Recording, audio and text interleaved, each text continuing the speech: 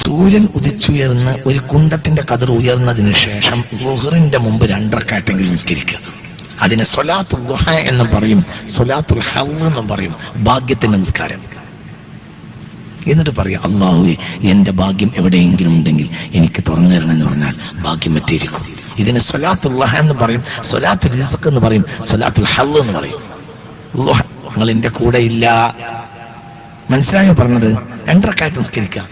സൂര്യൻ ഒരു കുന്തത്തിന്റെ കതിർ ഉദിച്ചുയർന്നതിന് ശേഷം, അതായത് ഇപ്പൊ 6:45 6:45 ഉദയം അല്ലേ? 6:45 ഉദയം.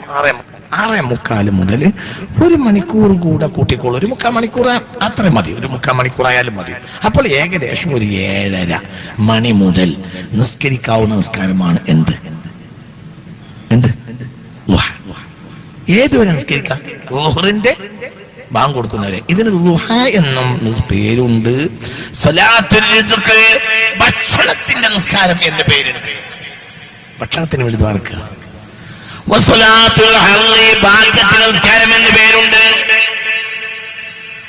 ളുഹ ദായിമായ ആളുകൾക്ക് ഭാഗ്യം തടഞ്ഞു നിൽക്കുകയില്ല, ഒരിക്കലുമില്ല.